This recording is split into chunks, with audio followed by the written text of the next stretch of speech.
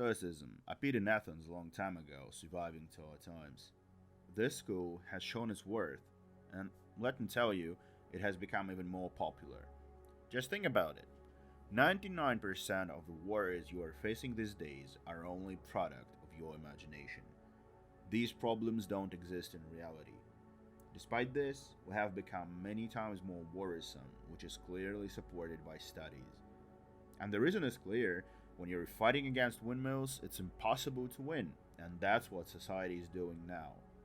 The worst enemy, it's not a saber-toothed tiger, it's boss at work. The worst nightmare isn't starvation, it's humiliation from a girl. And moments of silence are no longer an everyday occurrence, but a privilege. It's not about peace of mind. When your problems became so ephemeral, it becomes almost impossible to beat them. Good news are the key word being almost. After all, it's precisely curbing your fears that Stoicism teaches.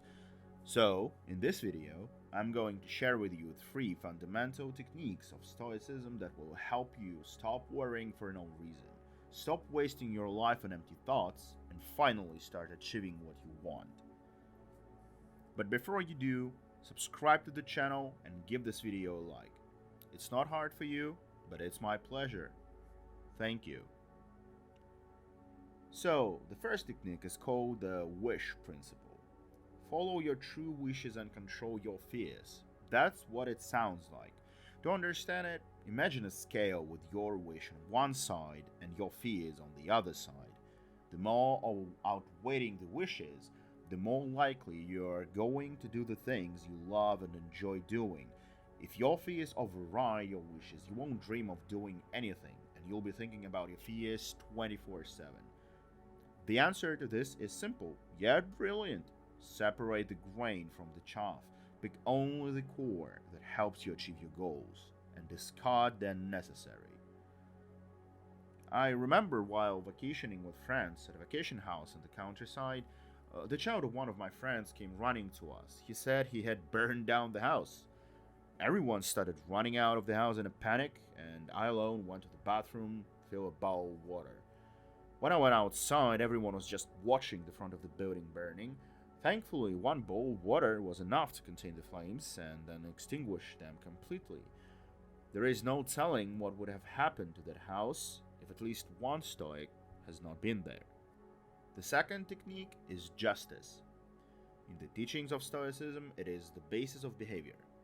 However, Stoic justice is not built upon your, typical you to me and I to you thinking.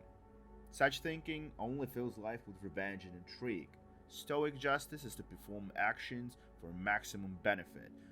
For instance, the technique of acting with reservation.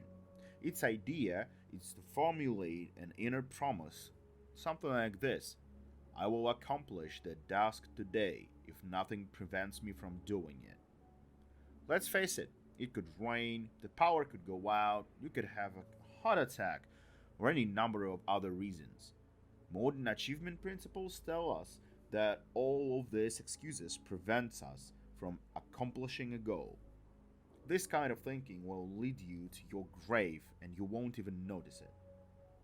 So, try setting yourself a goal with a disclaimer and you'll find it much easier to achieve your goals.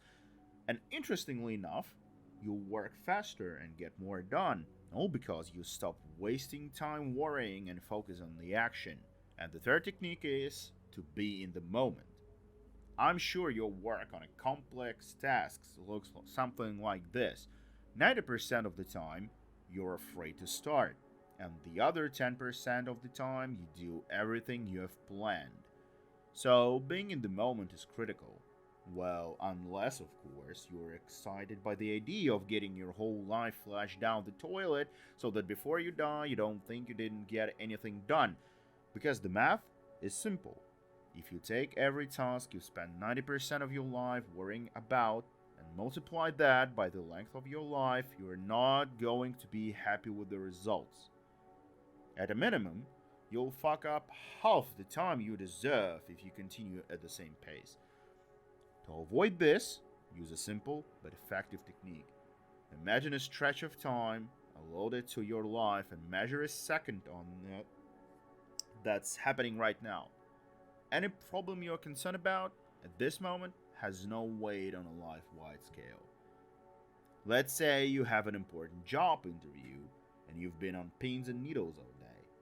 But remind yourself, will worrying help the cause? Or is there something you can do right now to improve your chances? I'll let you on a secret. In most cases, the ideal outcome is to relax and get some rest. That way, you can bring out your best rather than show up to an important event exhausted and without any energy. Remember, everything is given to us for a time. Treating everything in life as temporary, you can easily experience loss, whether it's a favorite girl leaving or a new car demolishing. Whatever you have, if it's not 100% dependent on you, it can go away at any moment. Be prepared for that, and thank the world for every pleasant moment it has given you. See you in the next videos.